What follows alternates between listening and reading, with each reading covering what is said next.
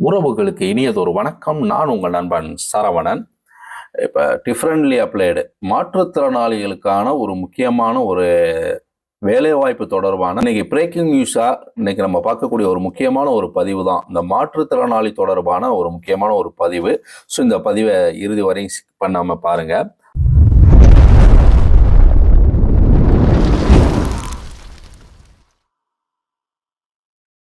மாற்றுத்திறனாளிகளுக்கு வேலை வாய்ப்பு 4% இருக்குது. அந்த 4% முறையாக ஃபாலோ பண்ணப்படுதா அப்படிங்கிற ஒரு கேள்விகள் பலரிடத்திலும் இன்னும் எழுந்த வண்ணம் தான் இருக்குது. இதுல சில வேலைக்கு விண்ணப்பிக்கக்கூடிய வாய்ப்புகள் கிடைக்காம போகுது. கேட்டா மாற்றுத்திறனாளிகளுக்கு அந்த வேலையை அவங்க பணி செய்வது சிரமம் அப்படின்னு சொல்லிட்டு அதற்கு வாய்ப்பு இல்லை. ஸோ விண்ணப்பித்தாலும் ஒருவேளை விண்ணப்பிக்கக்கூடிய ஒரு சூழ்நிலை விண்ணப்பித்தாலும் அது நிராகரிக்கப்படுது. ஸோ இப்படியான என்ன காரணத்துக்காக நிராகரிக்கிறாங்க அப்படிங்கிறது தெரியாம மாற்றுத்திறனாளிகள் குழப்பத்தில் இருக்கக்கூடிய ஒரு நிலை தான் இருக்குது. இந்த நிலையில பாத்தீங்கன்னா மாற்றுத்திறனாளிகள் பணிபுரியக்கூடிய சரியான பணியிடங்கள் எவை அப்படிங்கிறத அதை கணக்கில் எடுங்க அப்படிங்கிறது சொல்லப்பட்டது. ஸோ அப்படி சொல்லப்பட்ட ஒரு விடயத்தை right of person with disability act 2016 இந்த ஆர்டர் படி தான் இப்போ இது இஷ்யூ பண்ணியிருக்கிறாங்க. ஏற்கனவே ஒரு 10 வருஷத்துக்கு முன்னாடி கோர்ட் ஒரு விடயம் சொல்லியிருந்தாங்க, யாவும் இருக்குன்னு நினைக்கிறேன். அரசு பணிகளை மாற்றுத்திறனாளிகள் எங்கெங்கு பணிபுரிகிறாங்க, ஸோ அது எல்லா பணியிடங்களும் முறையா அவங்க தான் பணிபுரிகிறாங்களா அப்படிங்கிற அந்த தகவலை கேட்டிருந்தாங்க. அதே போல மாற்றுத்திறனாளிகள் பணிபுரிவதற்கான உகந்த பணியிடங்கள் எவை அப்படிங்கிறதையும் கேட்டிருந்தாங்க. ஸோ இதெல்லாம் ஏற்கனவே கோர்ட்டு கேட்ட ஒரு விடயம். ஸோ அது உங்களுக்கு தெரியும் நினைக்கிறேன். அது எப்போ அப்படிங்கிறத என்னால் கரெக்டாக சொல்ல முடியலை. ஆனால் இது ஒரு விடயம் நடந்தது. இப்போ தமிழ்நாடு அரசு டிஃப்ரெண்ட்லி அப்ளைடுக்கான பணியிடங்கள் எவை இருக்குது, பணியிடங்கள் எந்தெந்த பணியிடங்கள் யாருக்கு அப்படிங்கிறத ஒதுக்கி இருக்கிறாங்க. ஸோ அப்படி ஒதுக்கப்பட்டதில்லை. ஏன்னா இது ஏன் இதை சொல்றோம் அப்படின்னு பார்த்தீங்கன்னா 2016 இதற்காக விதை போடப்பட்டு 4 கட்டமா இதற்கான ஒவ்வொரு நடைமுறையும் எடுக்கப்பட்டு இப்ப 2025 26/9/2025 தான் இதற்கான ஒரு தெளிவான ஒரு அறிவிப்பு வந்திருக்குது. மாற்றுத்திறனாளுக்கான கவர்மெண்ட் வேலைக்கான ஐடென்டிஃபை போஸ்ட் என்னென்ன இடங்கள் இருக்குது அப்படிங்கிறத ஐடென்டிஃபை பண்ணியிருக்காங்க. ஸோ அப்படி ஏபிசிடி எந்தெந்த இது அதுல 4% அவங்க எதுக்கெல்லாம் விண்ணப்பிக்கலாம் அப்படிங்கிற அந்த ஒரு தகவலை இதுல கொடுத்துருக்குறாங்க. சரிங்களா? சரி, அப்படி கொடுக்கப்பட்டதுல ஜிஓ நம்பர் 20, ஏன்னா இதெல்லாம் ஜிஓ நம்பர் நீங்க மைண்ட்ல வச்சுக்கோங்க. GO number 20 welfare applied person department dated 26/9/2025 இந்த ஜிஓ தான் இது சொல்லி இருக்குது. ரைட்டுங்களா? இதுல 119 விதமான போஸ்டிங் இந்த ஜியோவில் சொல்லியிருக்கிறாங்க. டிஃப்ரெண்ட்லி அப்ளைடுக்கு மாற்றுத்திறனாளிக்கு தகுதியான போஸ்ட்னு சொல்லிட்டு அதில் பார்த்தீங்கன்னா இந்த மினரல் ரிசோர்ஸ் டிபார்ட்மெண்ட்டு இதில் ஒரு 5 விதமான போஸ்ட் இருக்குது. ஒவ்வொரு டிபார்ட்மெண்ட்டுக்கு எந்தெந்த போஸ்ட்டுக்கு யாரெல்லாம் அதுக்கு எலிஜிபிள். ஏன்னா இதில் பார்த்தீங்கன்னா இப்போ பாருங்க, ஒவ்வொரு இதுக்கும் யார் எலிஜிபிள் அப்படிங்கிறதுக்கு இந்த கொடுத்துருக்காங்க பாருங்க, அப்ரிவேஷன்ல கொடுத்துருக்காங்க பாருங்க.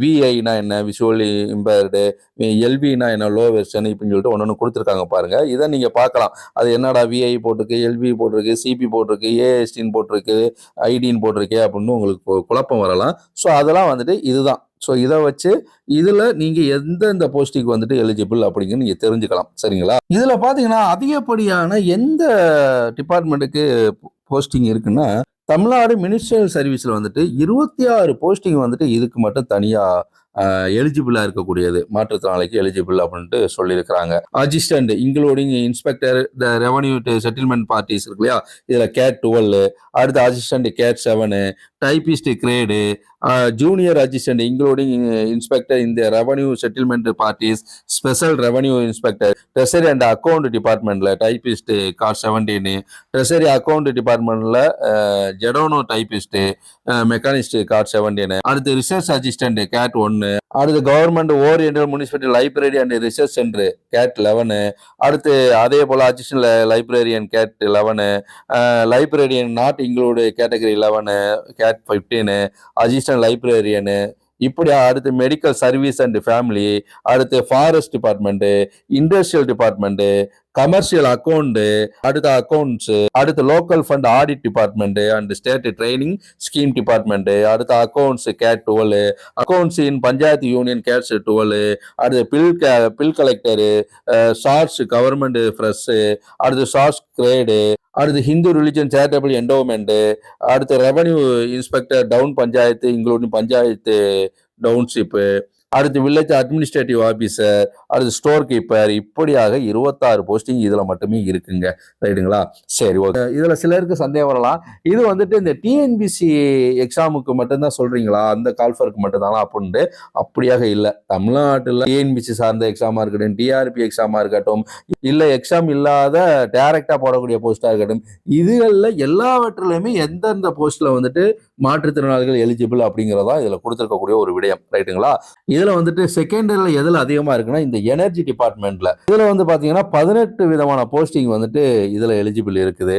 அதான் medical officer, deputy financial controller, technical assistant electrician, labour welfare office, இப்படியாக கொடுத்துருக்காங்க. இதுல நாட் ஐடென்டிஃபைன்னு கொடுத்துருக்காங்க இல்லையா, இதுல யாரு ஐடென்டிஃபை அப்படிங்கிறது வந்துட்டு இன்னும் வந்துட்டு அது சொல்லலை. ஆனா வந்துட்டு இதுவும் வந்துட்டு எலிஜிபிள் அப்படிங்கிறதா அவங்க சொல்லியிருக்கக்கூடிய ஒரு விடயம். சரி, ஓகே. இப்போ நம்ம வந்துட்டு ஹையஸ்டா இருக்கிறத நம்ம பார்த்தோம்.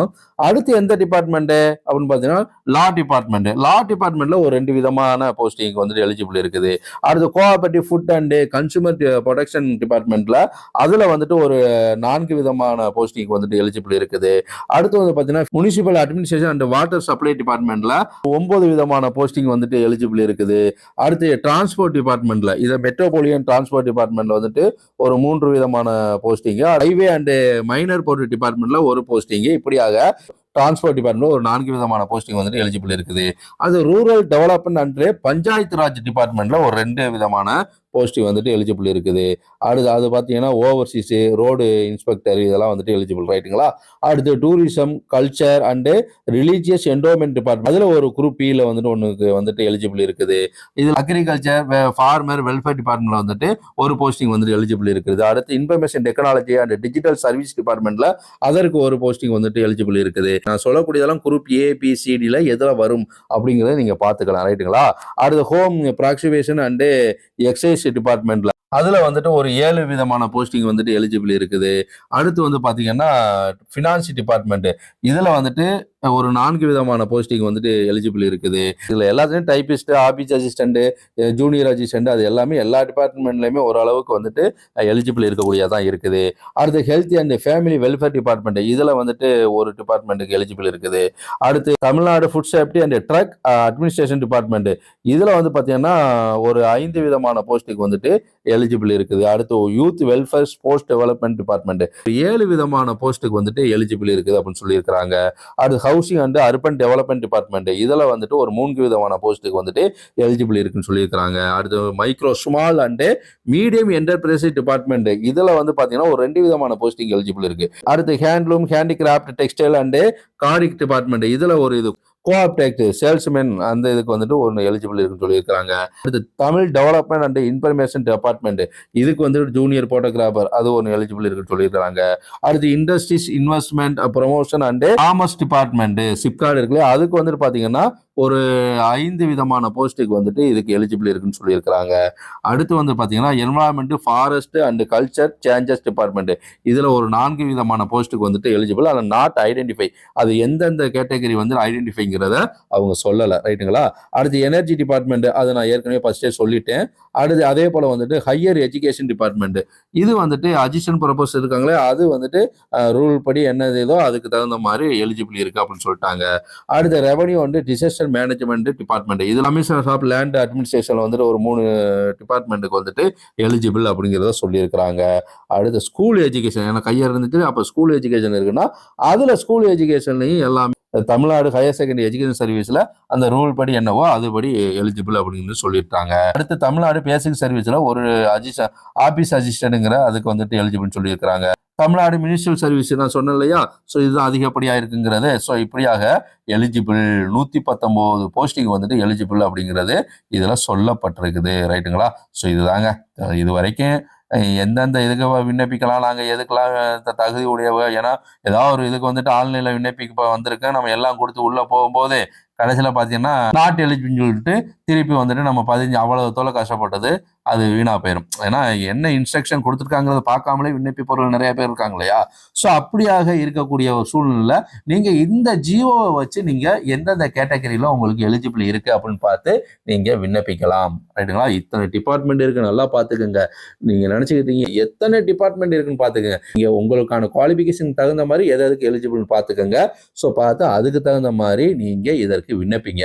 இன்னொரு விடயம், இதுவரைக்கும் இந்த டிபார்ட்மெண்ட் எல்லாம் வந்துட்டு அந்த 4% வந்துட்டு மாற்றுத்திறனாளிகள் பூர்த்தியாக இருக்காங்களா, அவங்களுக்கு முறையா வந்துட்டு பணி நியமனம் செய்யப்பட்டிருக்கா, இல்ல அந்த பணியிடம் காலியிடமா இருக்குதா, இல்ல அதுல வேற யாரையும் பயன்படுத்தியிருக்காங்களா, இந்த தகவலை கொடுங்கன்னு கோர்ட்டு கேட்டிருந்தாங்க.